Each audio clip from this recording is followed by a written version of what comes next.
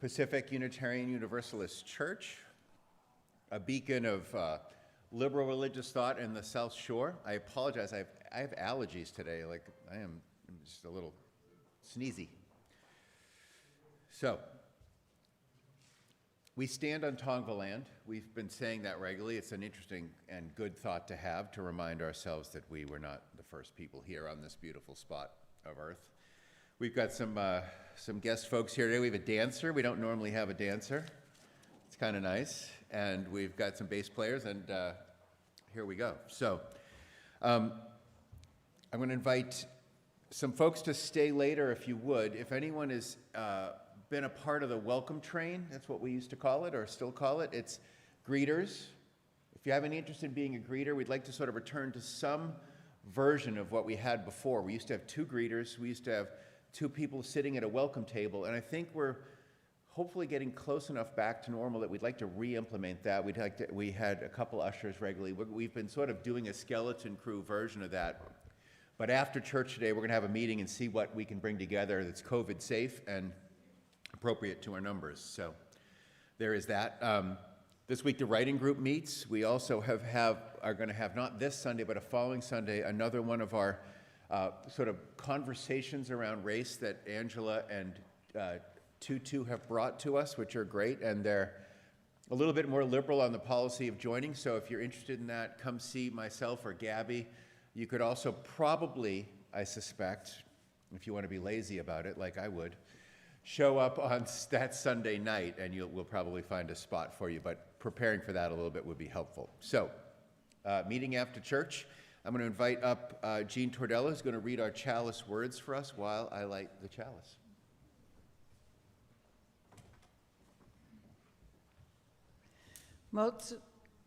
When all the people is the name of this piece. When all of the world's people, let me start over again. When all the people of the world love, then the strong will not overpower the weak. The many will not oppress the few. The wealthy will not mock the poor. The honored will not disdain the humble. The cunning will not deceive the simple. When all the people of the world love. There we go. Thank you, Jean. So we have Giselle Cruz and Raven, who is our dancer and our bass player with Severin today. So let's welcome them. Let's give them a warm welcome.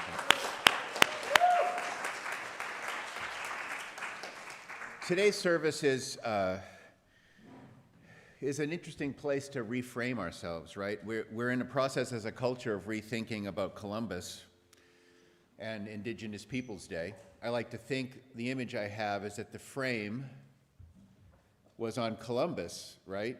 And now the frame, it's almost like in a movie, the frame is shifted towards Indigenous People Day, I think in an appropriate kind of way. And with this book, Nice Racism, which is the sort of book report theme of the service today, we have the same kind of perspective-altering thing where we're moving maybe from polite niceness towards maybe even a more clumsy engagement with racism. So this service is about downplaying white advantage and not romanticizing people of color. It's about a conversation that's a difficult one to have, and we'll get to that. It's a great week for a shift in perspective given Columbus Day.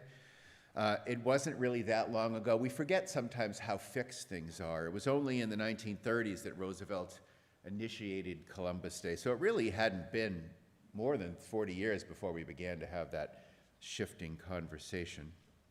So anyway, let's start with a hymn. We're going to sing Wo-Ya-Ya, or we're going to mumble Wo-Ya-Ya as we dance. Oh, okay.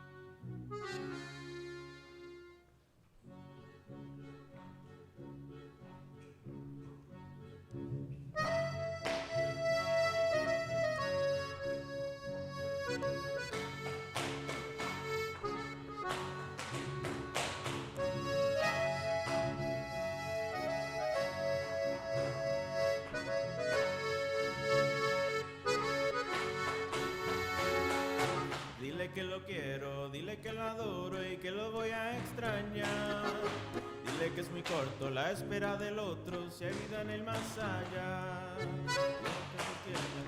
Los que vienen todos al mismo lugar, en un rinconcito del patio chiquito donde yo te vi jugar.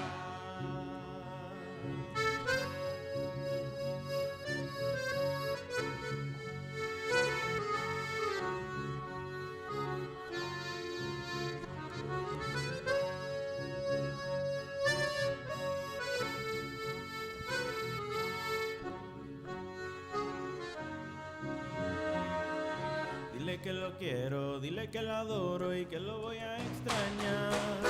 Dile que es muy corto la espera del otro, más allá.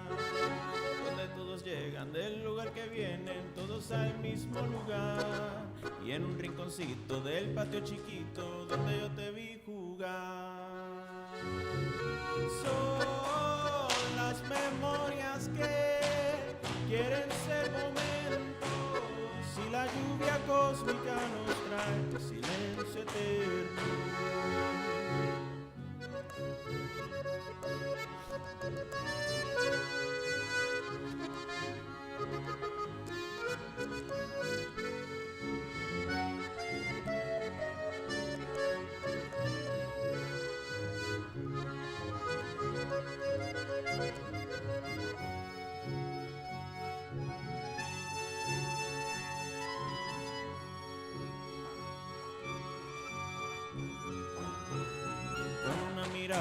Con una sonrisa, con lo que se queda atrás, y en todos momentos con los pensamientos, con lo que no vivirás, con naturaleza contra la pobreza, con lo que se quita y da, y entre las promesas llenas de riqueza y falta de felicidad.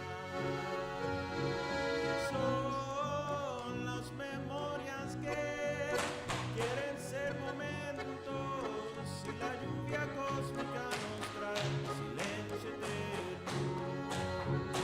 Son las memorias que quieren ser momentos, si la lluvia cósmica nos trae silencio eterno.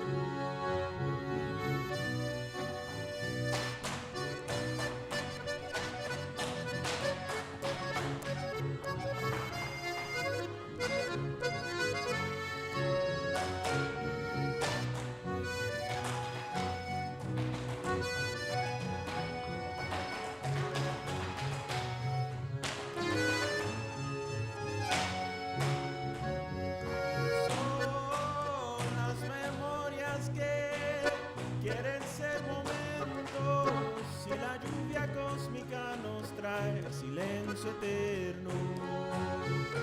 Son las memorias que quieren ser momentos, si la lluvia cósmica nos trae silencio eterno, el silencio eterno, el silencio eterno, el silencio eterno.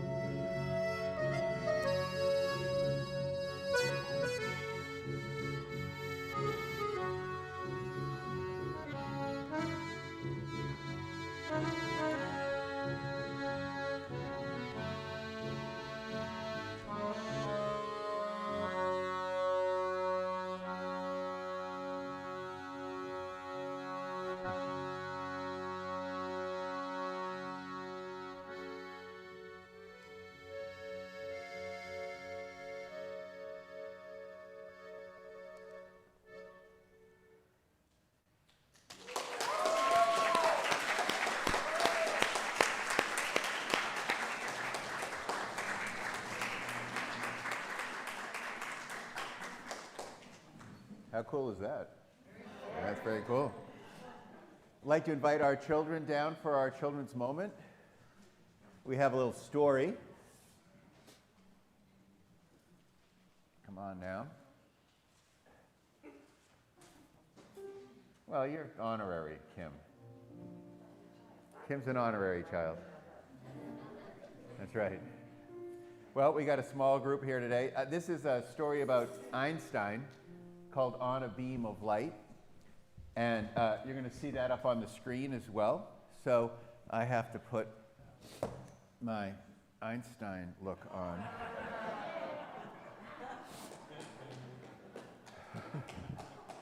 Okay. So, Einstein, pretty bright guy. I'm going to sit down here. So, he was at age 3. He won. Of course, we celebrate him today because it was 100 years ago he won his Nobel Peace Prize. By the way, just so you know.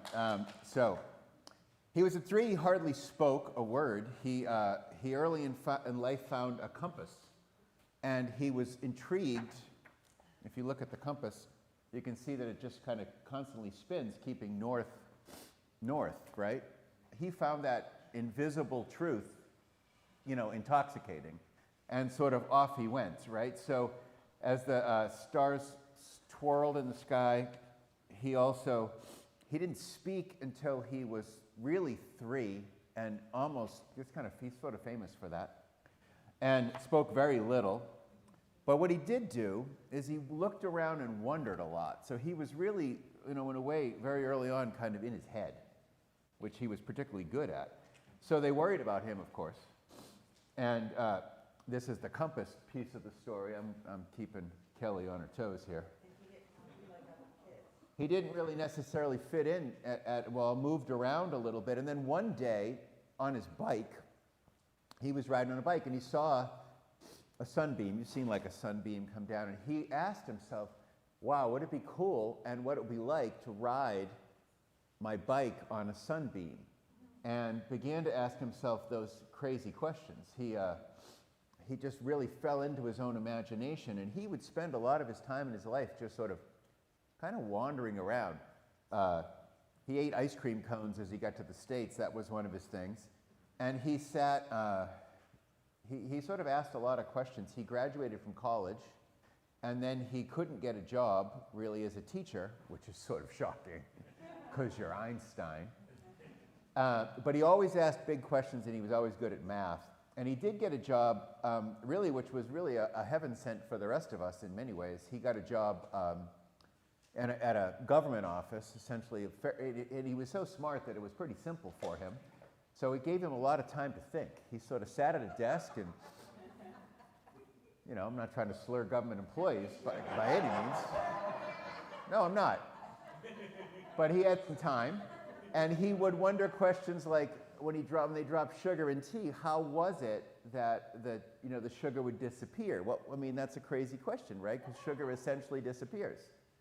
So he would actually think about those things, and that thought of sugar going into tea, as it was, began him to think about atoms, which had just sort of been, he didn't invent the idea of atoms, but it wasn't entirely fully absorbed yet. So he became convinced that that's how it would work, and he thought about atoms quite a bit. And he also spent a fair bit of time on a little boat that he had, and he would sort of kind of just float about and let the wind blow him, sort of always kind of intrigued by the way that invisible forces worked, right? So atoms in motion, and he started to think these things through, and he wrote articles. He really had, who was he? He was just, a guy with a college degree working in a government office, and he wrote to science journals, and they immediately jumped on it. Usually this kind of stuff takes quite a while, but he was put his ideas, and he was recognized pretty quickly as a genius for these ideas that he had. So he then got out of his job at the. I'm not even moving the book. It's just there's books here. There's lots of pictures. But he also he thought about atoms, and that led him to thinking also about gravity. And he had this, gravity is this weird time and space kind of come together in weird ways, right? It's almost counterintuitive to the way that it really works. What? And what's so funny? Oh. Yeah, it's gravity. That was part of the rap. See, it works when you haven't paid attention. It's not just a good idea, it's the law. So he was always intrigued by things that were in motion, boats and bicycles, and he walked around. He was kind of a wacko in many ways. He famously had 7 different suits.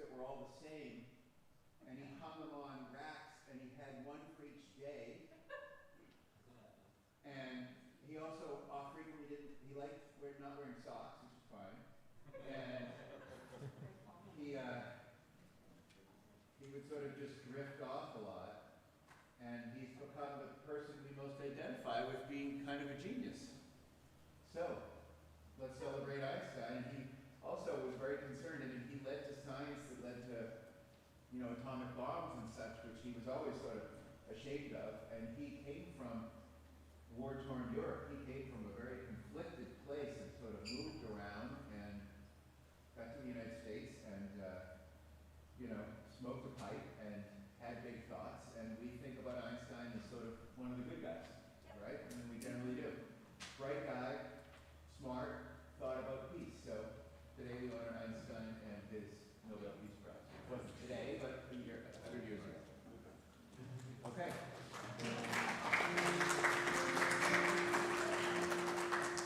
Let's sing out our children with our singing out our children's song. Go with wisdom, go with wonder, go to meet a brand new day. Learn to see the light within you as we send you on your way. I'm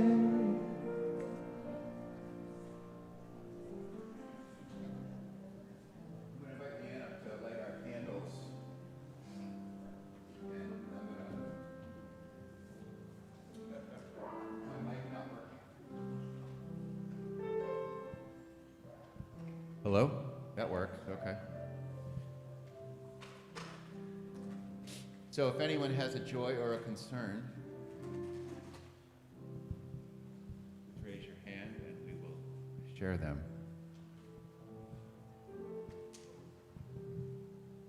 Glad all is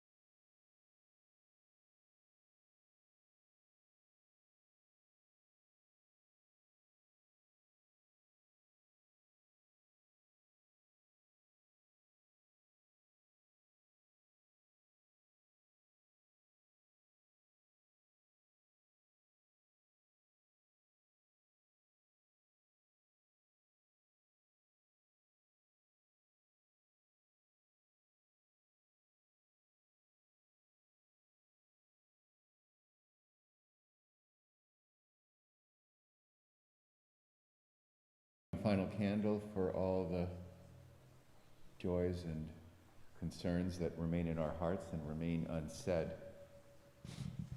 Our meditation today is going to be a visual and auditory one. You can just remain seated. I'm not going to have any prayerful words. Let's just fall into a deep and still, peaceful place.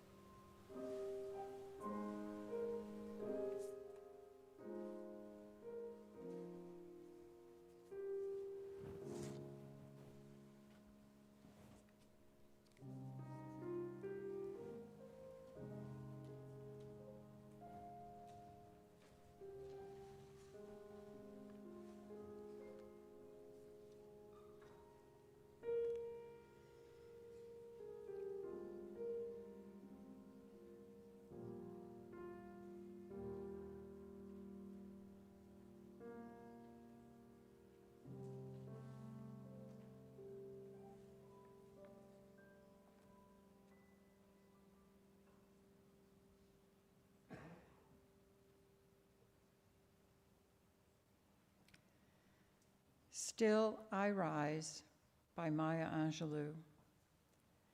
Out of the huts of history, shame, out of the huts of history's shame I rise. Up from a past that's rooted in pain, I rise. I'm a black ocean, leaping and wide, welling and swelling I hear in the tide. Leaving behind nights of terror and fear, I rise. Into a daybreak that's wondrously clear, I rise. Bringing the gifts that my ancestors gave, I am the dream and the hope of the slave. I rise, I rise, I rise.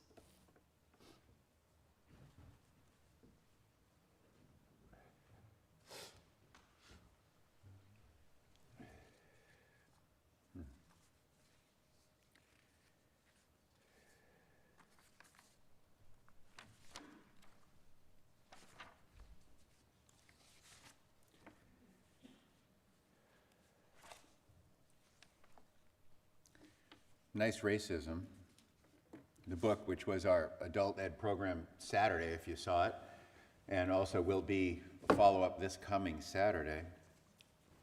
It's right here. I have a few extra copies, just so you know, if you're interested. We bought a few for us to read. So it'd be great if we could make this kind of a cultural read. It opens with this scene where a friend of our author and a person of color was asked to lead a session on a racism training for a committed group of social progressives working in a nonprofit she was a part of. She was both with personal experience of being a black woman and professionally having been trained as a race-based sort of trainer. She was deeply qualified. She felt like she was. She had the credentials.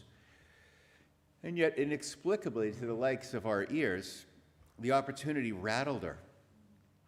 She was quite simply afraid to the point of traumatized almost to face the predictable reactions progressive-minded white people have and bring to such settings.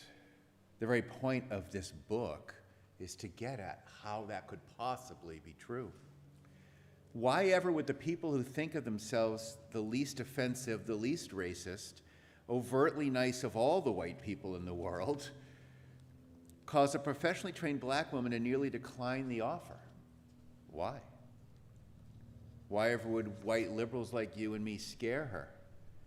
People who voted for Obama, people who, and I caught myself doing this the other day, sat in the car singing along to Aretha with the R-E-S-P-C-T, feeling empowered by my own,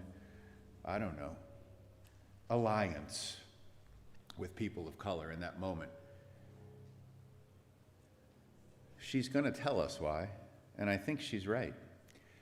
What you get in this book is, if you've read Right Fragility, she is really essentially, Robin DiAngelo is the point of the arrow among, excuse me, I need to sneeze or something.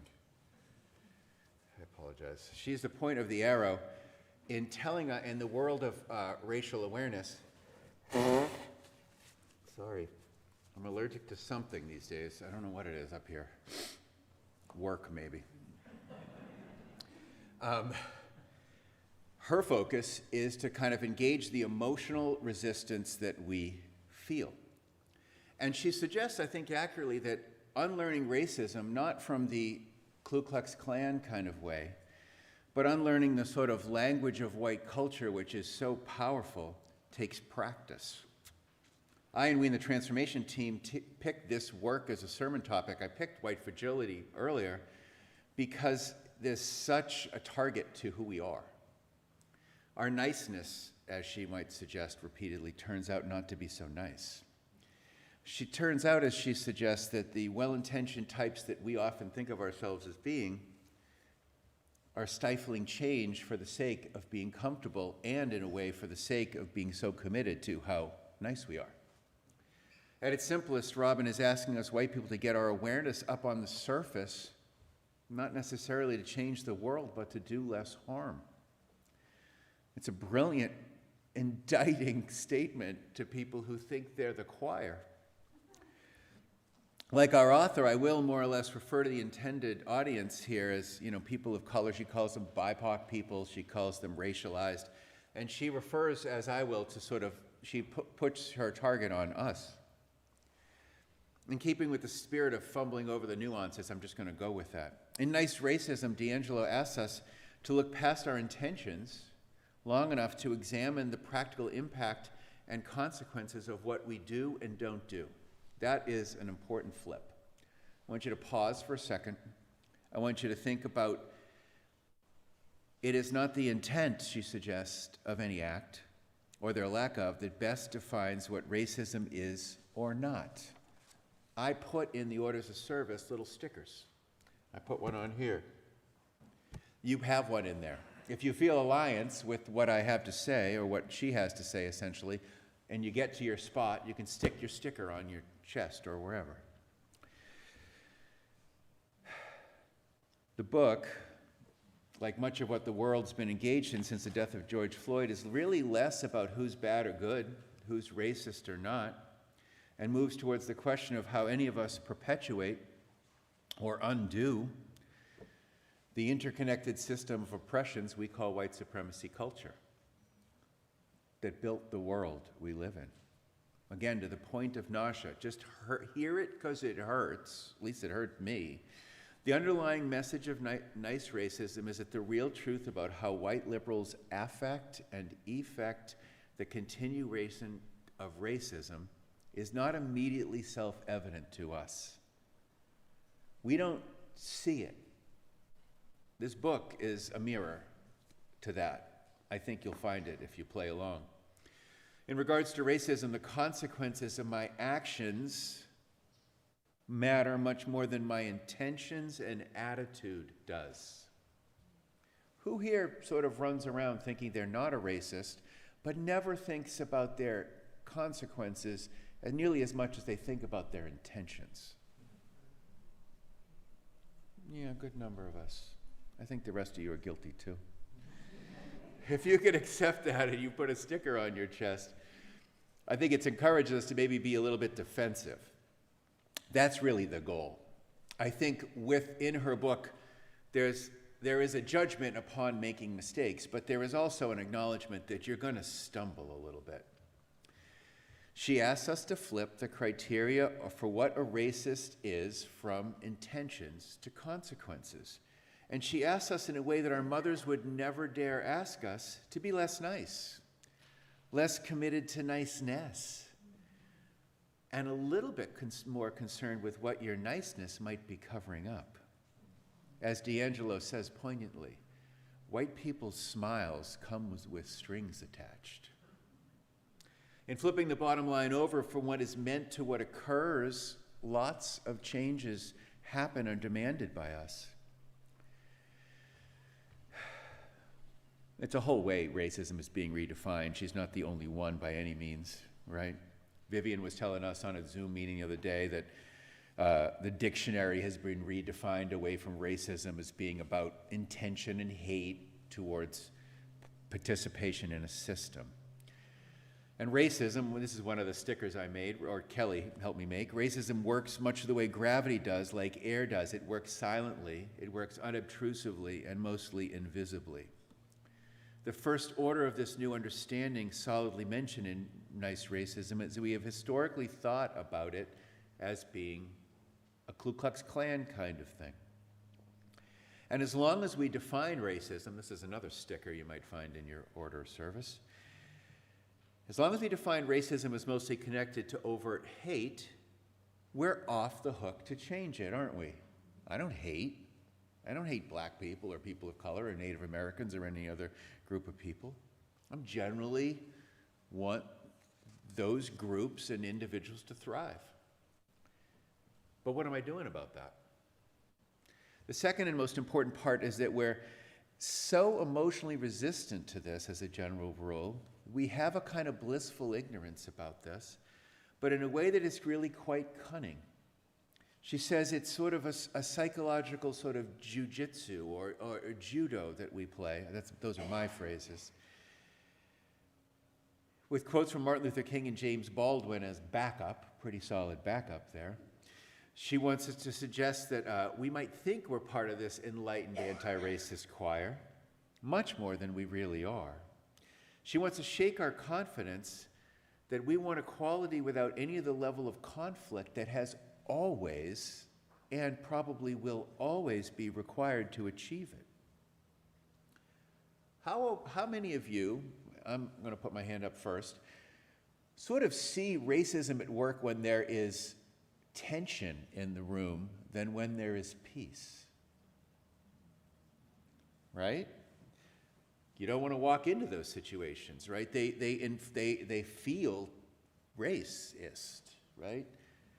Really. And I think she's absolutely right. The more powerful racist in things are when things are unsaid. What me? I imagine D'Angelo catching the collective us saying? Well, I might not be as active a part of the solution as I wanted to be. I didn't make it to as many of those Black Lives Matter protests as I had wished I had time for, but I voted for Obama. I hate Trump. I have a couple black friends. Well, truthfully, they're more acquaintances than friends, but nonetheless, D'Angelo wants us to face and feel, as one of King's more indicting speeches suggests, that going slow only benefits the privileged. She's right. Our quiet kindness is a benefit to the status quo. She's definitely talking to me.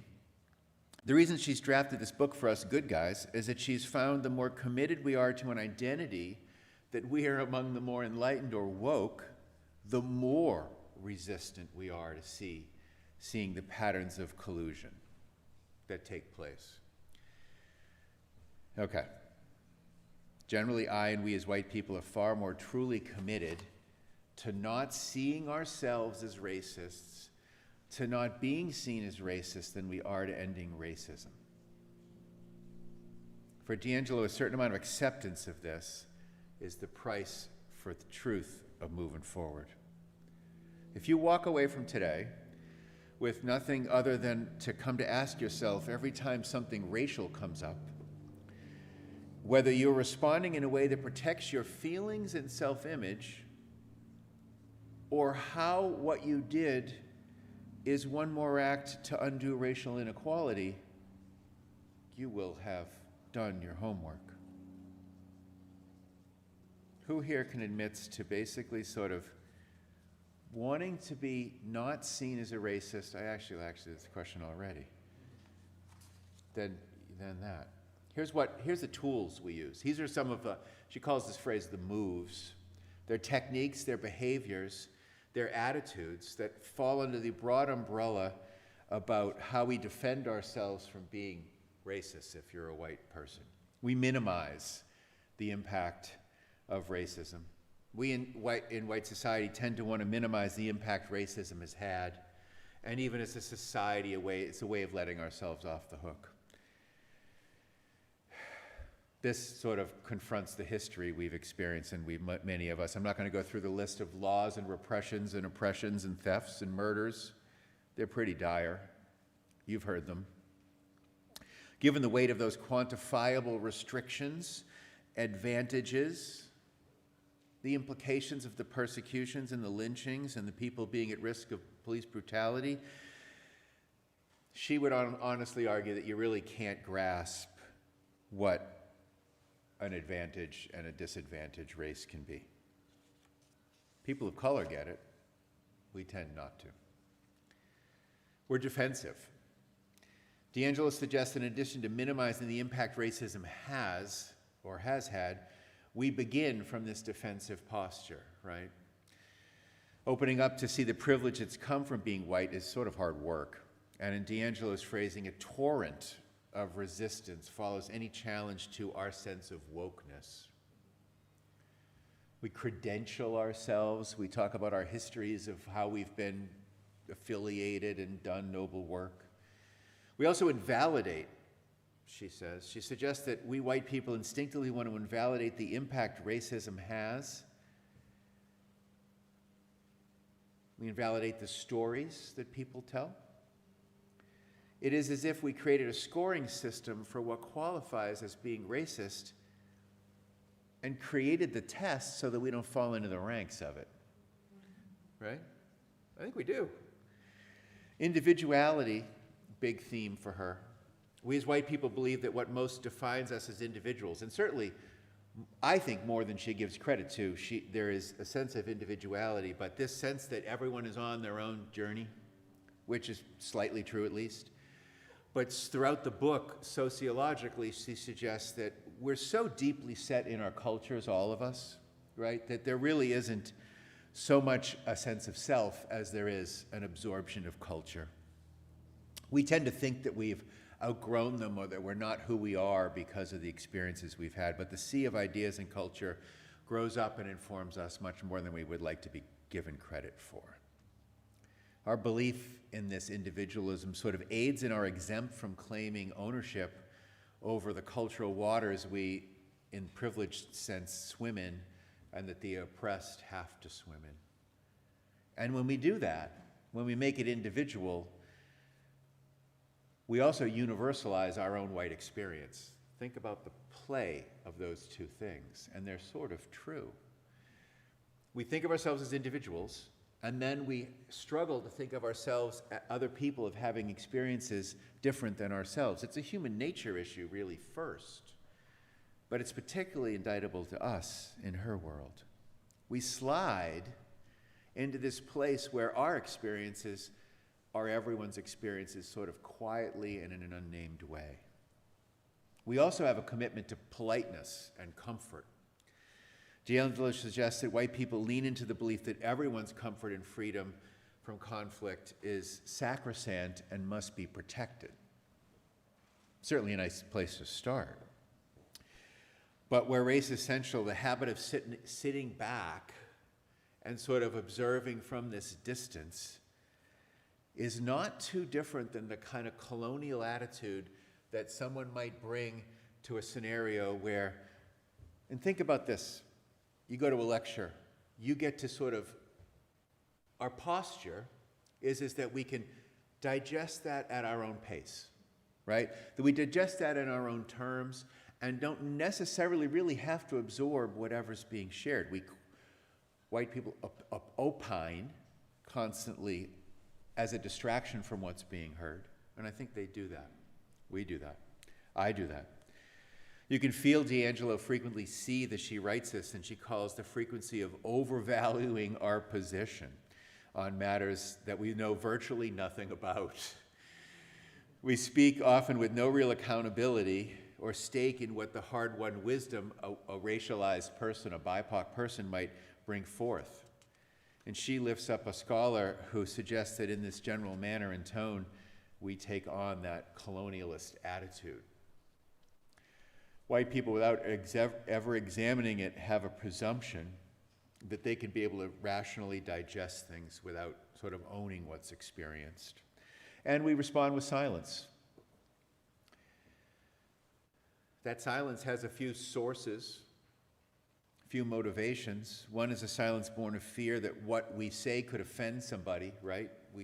Who hasn't felt that, right? You just shut up because you don't want to create or participate in a microaggression or even worse. So we not say things to save face, we keep ourselves back. But we also keep ourselves back with a sense of arrogance, too. And understanding that being part of the dominant party, silence has a certain kind of power. She says that silence from a position of power is a power move. Think about a king in a court, right? Or a queen even. And, whatever comes before them, they can opine on without any kind of, consequences. And we do that. We opine. There was an evidence she picks up, a story she picks up of someone came in to talk about how racism was affecting their particular inner city community. And in the midstream of this person's prepared speech, advertised speech, someone stood up and asked what the kind of racism was, what the experience of racism was to people who are Native Americans on a reservation or some other indigenous community, a complete distraction from the focus of the thing. And essentially there's this sort of unconscious act that we're accused that she accuses us of that I think we're guilty of, where we sort of provide distractions. We also believe that time will cure racism and segregation. I believe that to some degree. I still believe that to some degree. I think it's getting better and it's just going to take time, right? I think that is more true than she suggests it is. However, think about this. She picks up the idea that we just elected the most diverse group of Congress has ever had, which we can be proud of, and then be reminded that the Senate is still 88% white and 77% of the House being male. She picks up the Topeka school, desegregation piece and talks about how it really wasn't any significantly qualified to be desegregated until just a few years ago. But this is the most indicting comment that she had, and just enlightening. White people don't have long-term consistent relationships with people who are people of color. 75% of white people have no significant, long-term, cross-racial relationships. And that pattern is continuing into the next generations. When people were asked if they live in an integrated neighborhood, a few hands go up. But then when you ask if that neighborhood is integrated as a part of some sort of gentrification process, then some hands go down. I would love to have found Robin DiAngelo wrong. I can't. She's right. Insightful. Poignant about the fact that we mostly emotionally are culturally, quietly, passively, and politely racists. I felt my own defensiveness. I felt my own in love with my own opinions. Some of it, I think, is valid. I sort of wanted to jump in and debate with her, and some of that came from defensiveness. I wonder if she doesn't challenge us a bit too much. I couldn't help but sort of feel like she, in her indicting, raising story, didn't even push me back into my own silence. And I feel that around here all the time. I feel a sense of being afraid to sort of, even in my own stumbling clumsiness, right? This is what I wrote. I found myself overwhelmed. If one assumes that there's any zero-sum level of energy any human being or group has for responding to actions that don't serve their immediate needs, from the concern we have from protecting the environment to the outrage we have about voting unfairness to the rights of ensuring that women have access to abortions, where does the energy come that I should be cautious about not committing a microaggression fall? It's not her job to tell me that. That's my job and our job to answer that. Her job is, of course, done well. She is a sociologist. She's asked to lay bare all the ways in which we are perpetuating and complicit with being racists. And to that, she does a thorough job. But where does the weariness flip into the response of being indifferent? I don't know. And it's different in every human heart, right? There's no easy way to balance this. We in a religious movement are in the middle of a mostly unspoken debate about how much Unitarian Universalism is, should be, will be proud of what turns to be a predominantly white past. We're not proud of the fact that it's white, I don't think most of us. But we are proud, or historically proud, of being a bastion of humanism and open-mindedness and tolerance, and that has been, in our case, an almost exclusively white movement. Where are we going to find our balance to make sure that BIPOC people are welcomed, which we all, I think maybe every one of us, want to have happen? Vivian told us about a Zoom stroll around the old UUA offices in Boston. I've strolled around them a bunch. And her looking at the gallery of nearly all white guys, most of them dead, found it, a less than subtle indication. I, of course, walked through there and didn't particularly notice, right? That's the... We're engaged in an experiment in this church we should be aware of, played out in board decisions, of where our principles really call us to be, right? Are we called to transform the world in what ways? What do we do about the people who have not significantly entered our doors yet? What do we do about the fact that our congregation is primarily white? Interesting questions face us, and I think we need to be up for the challenge of all of that. So, I'll leave it at that. We're engaged, we're learning, we're improving all the time. I think opening up that dialogue even more and being allowed to stumble our way forward, to share our resistance, and to engage in the deeper kind of conversation than we even had a few weeks ago when we had our fishbowl, I think that brings us forward, and I think that we need to acknowledge that there's going to be some hurt feelings. There's going to be some uncomfortableness. There's going to be a little bit of peace. We are who we are, and we're going to move our way towards being as anti-racist as we are going to be and want to be and fight to be. And that is the conclusion to this, and I hope you engage next Saturday in our adult ed program, and I hope you pick it up. You can probably even get a book for free if you're willing to read it. So there we are. We're gonna close that with a reading from, Jean's gonna read us some Langston Hughes this time.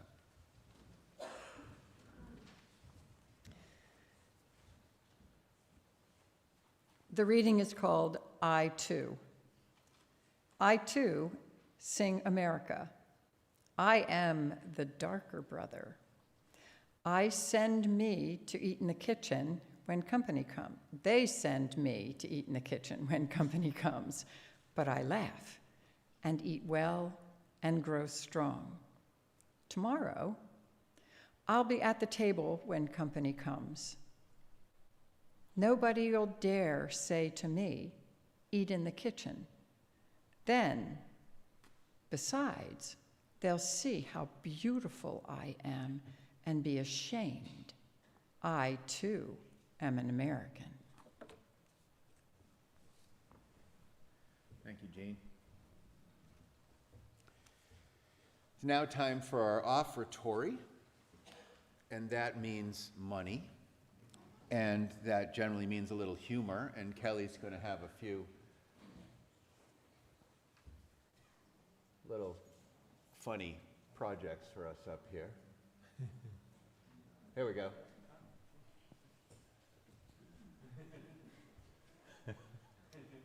I thought that was a good one.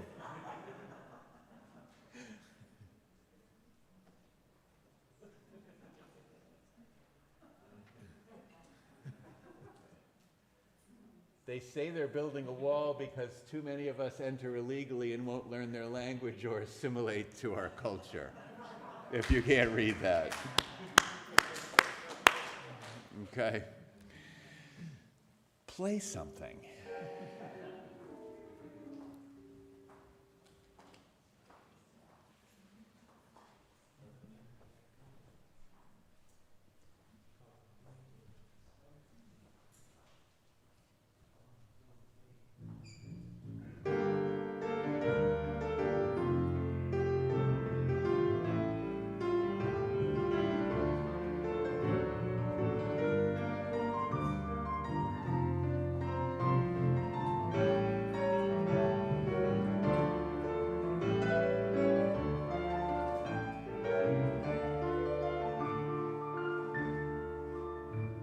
El tiempo es mi único testigo, bailan los años de más. Cuéntale al mar, cuéntale al sol que el hijo pródigo llegó. Escuchan los árboles fieles, pero no pueden gritar. Oscureció y amaneció y aún no encuentras tu voz. Momentos que se destacan con las cicatrices que dejan. minutos, minutos son de mí. Minutos, minutos, minutos, minutos. minutos para ti.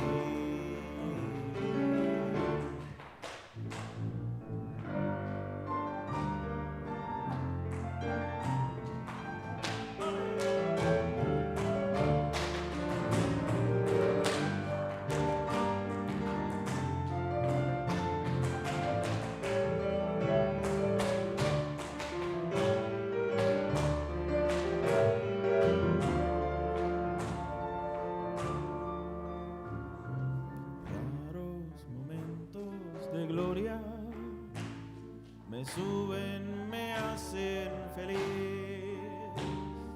Del cielo azul a una abedul y ojos que esconden su gris. Momentos que se destacan con las cicatrices que dejan. Minutos, Minutos, minutos, minutos, minutos son de mí. Minutos, minutos, minutos, minutos para ti.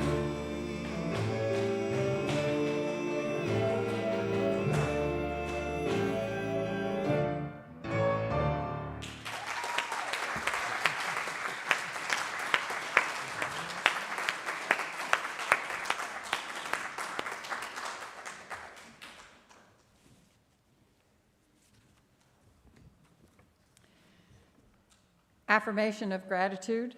Please join us. Let us be grateful when we are able to give, for many do not have that privilege. Let us be grateful for all those who share their gifts, for we are enriched by their giving. And let us also be grateful even for our needs, so that we may experience the generosity of others. Lovely.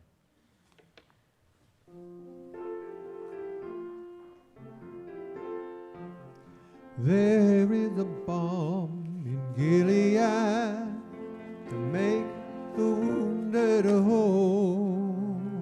There is a balm in Gilead to heal the sin-sick soul. Sometimes I feel discouraged.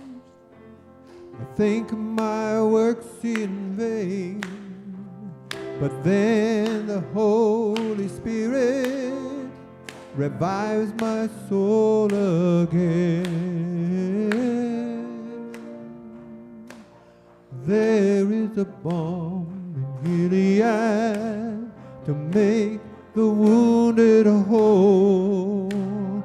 There is a balm in Gilead to heal the sin-sick soul.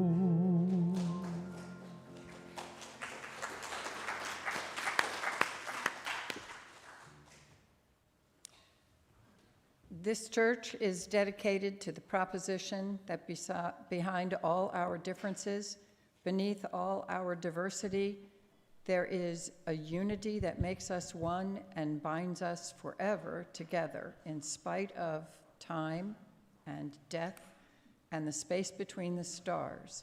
We pause in silent witness to that unity.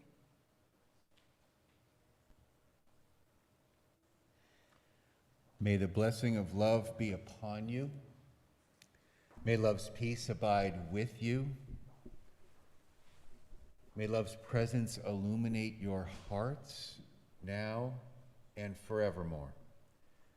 So be it. Amen. Shalom. Salam, namaste, and blessed be. And now our service truly begins.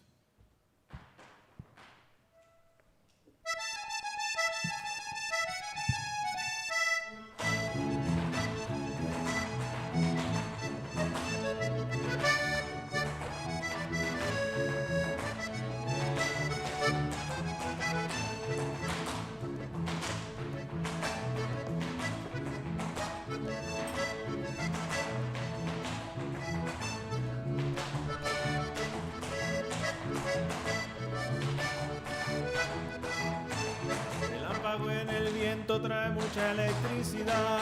Relámpago en el viento trae mucha electricidad. Acábame de querer si me tienes voluntad. Acábame de querer si me tienes voluntad. Tirará, tirará, tirará, tirará, tirará, tirará,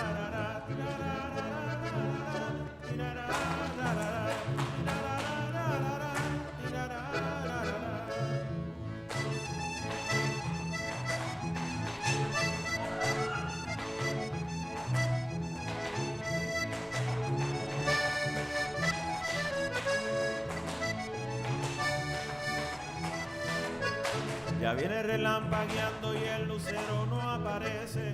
Ya viene relampagueando y el lucero no aparece. Y acábame de querer porque aquí nos amanece. Y acábame de querer porque aquí nos amanece. Tirará, tirará, tirará, tirará, tirará, tirará, tirará,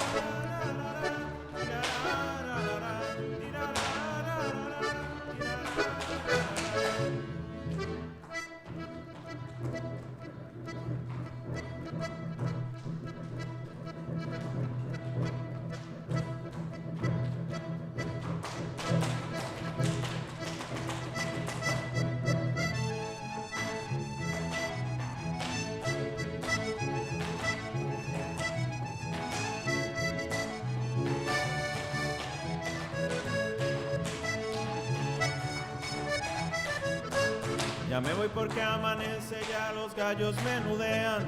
Ya me voy porque amanece, ya los gallos menudean. No quiero que me conozcan ni contigo que me vean. No quiero que me conozcan ni contigo que me vean.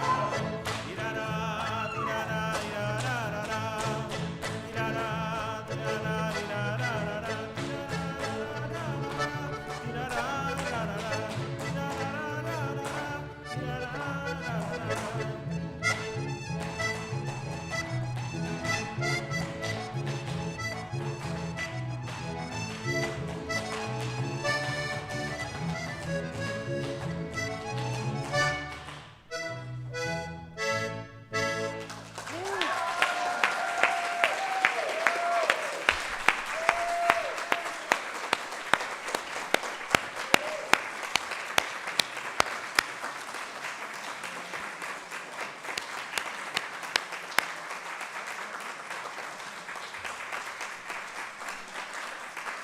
It's okay.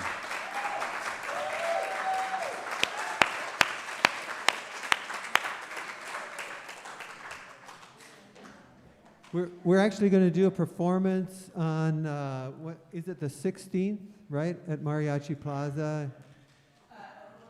Oh, okay. Tell us where that is exactly. It's on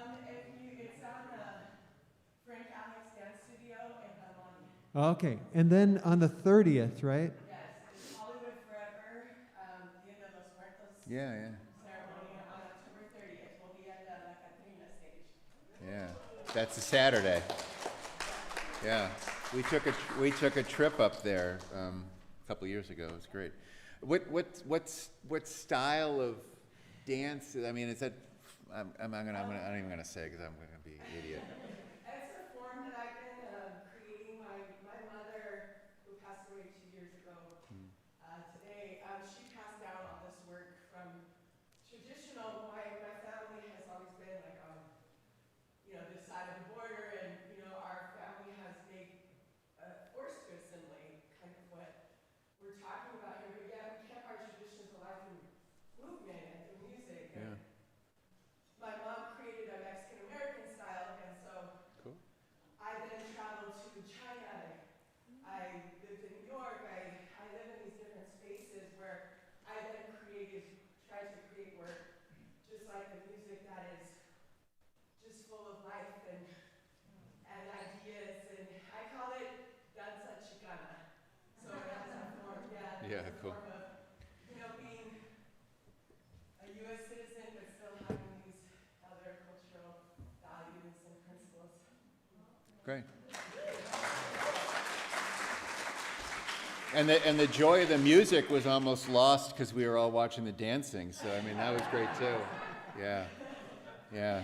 So, yeah. So if anyone will stay on a downbeat other than, all that great stuff, there's a meeting of people who are ushers or greeters or wanna be. Please come to that. That's, helpful for us. If you have any interest in once a month coming and just sort of getting here early, it's not that hard. We would use that. And I want to ask people to do me a favor. Chelsea and Robin and Margaret Lawrence and Karen Miracle, along with Kim, have sort of taken over RE while we still are searching for an RE person. So when you're out there and you see them, thank them. They've really lifted a lot off my shoulders, and it's been great, and to all of us, and they at least continue to program a small little program that we're hoping to grow, but give them a thanks. Thank you. All right, go in peace. Yeah.